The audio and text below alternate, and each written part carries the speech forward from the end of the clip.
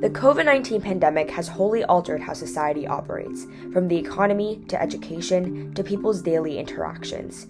It led to one of the worst U.S. recessions in history, leaving millions of people without jobs. Yet, as businesses open back up and people return to their pre-pandemic habits, employment levels aren't following. The United States is experiencing one of the worst labor shortages in decades that no one could have ever anticipated. In August, more than a year and a half into the pandemic, around 4.3 million people quit their jobs, a record that has not appeared in Labor Department data since December 2000. Labor vacancies are occurring in virtually every industry, from manufacturing to retail and trade to professional and business services. Businesses are harmed as a result, left scrambling to deal with an increasing demand of goods and services and not enough labor to supply it. About 49% of small businesses said in June that they couldn't find workers to fill their position. It's really been tough because business has been booming. We just can't find enough workers here in Denver and all across the country. Even though we've been offering medical insurance for the front of the house as well as kitchen staff, we've had workers, new workers who start with us for a couple weeks, and they said, they've got offer a job elsewhere because they got other restaurant offering $1 more per hour. So it has been a constant challenge for us in the last 8 months or so. This decline in labor supply has been a shock to even experts who expected labor participation to increase as the economy heals and the world approaches normalcy. We had several months of historically large worker shortages. And people figured when the vaccine rolled out, people were back to work, kids were back in school, it was probably going to abate. And the gap is still there. And businesses and industries across the country are really concerned about it. With the labor market so tight, how shall the United States protect the economy? How long will this shortage last, and what are its impacts on businesses and workers' livelihoods? An event occurring over 600 years ago, the Black Death, may provide us the answers.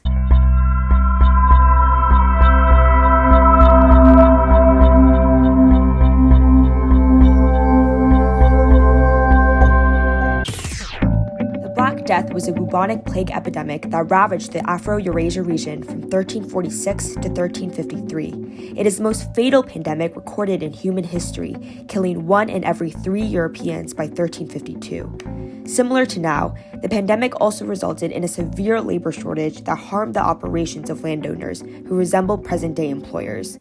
Although the Black Death could be regarded as far deadlier than COVID-19 and operated in a drastically different world, the two pandemics possess a surprising similarity. Both fostered labor shortages that sparked a rise in workers' dissent and organized protest. With the events being similar in their social and economic consequences, we can analyze the responses and long-term impacts that arose from the Black Death's labor conflicts for insight into the potential effects and solutions for the current crisis.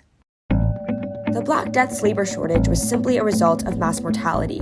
So many people died that there were not enough workers left. The current labor shortage, on the other hand, is largely worker-driven. It is not because of death, but rather workers choosing not to work. The reasons for this are complex, but can be summarized as a dissatisfaction among citizens towards current working conditions.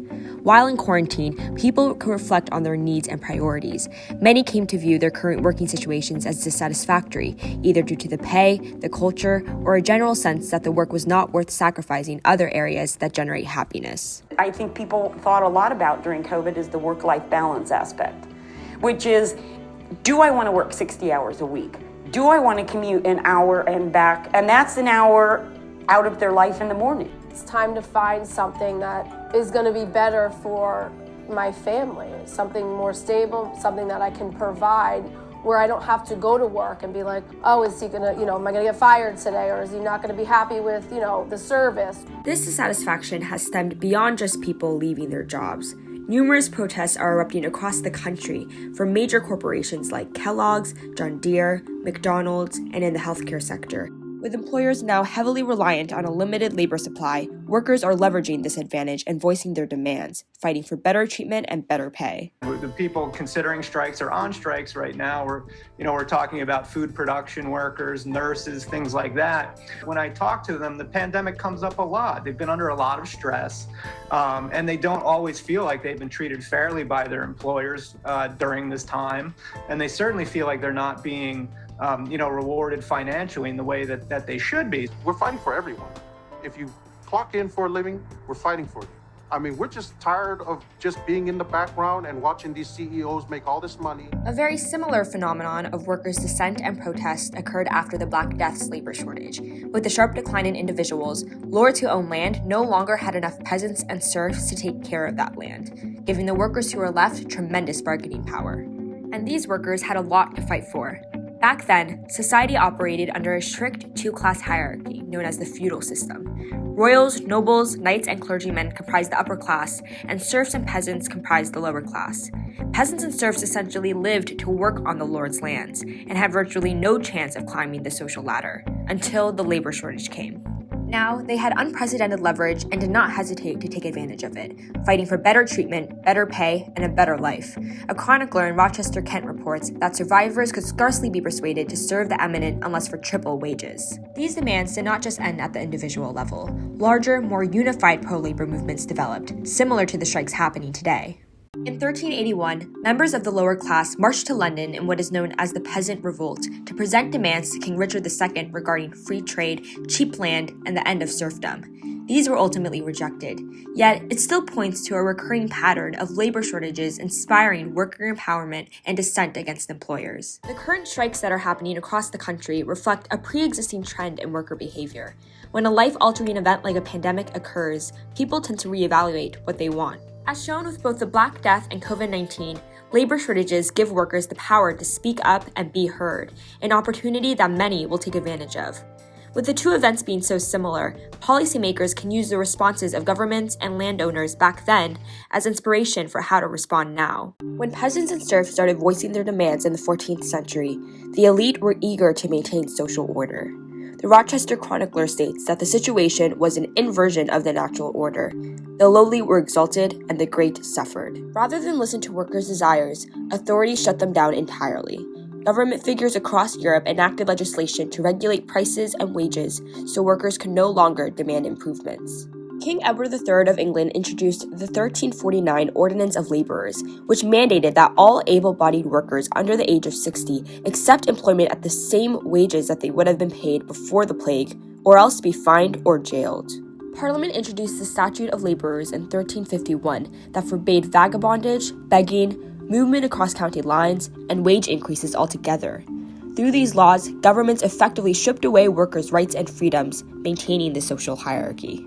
Now, with the nature of the current United States government and privatized economy, those types of laws are unlikely to occur today.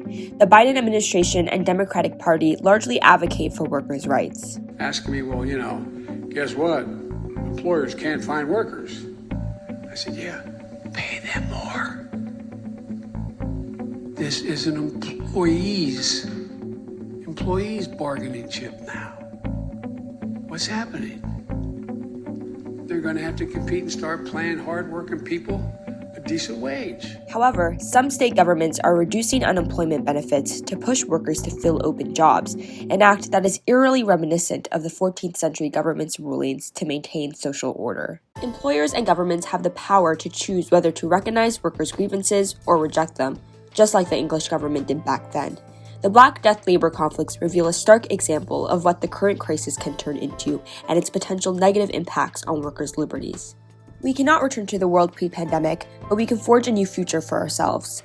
A future that could create new conditions and garner new rights for workers, or, like the 14th century, reject them.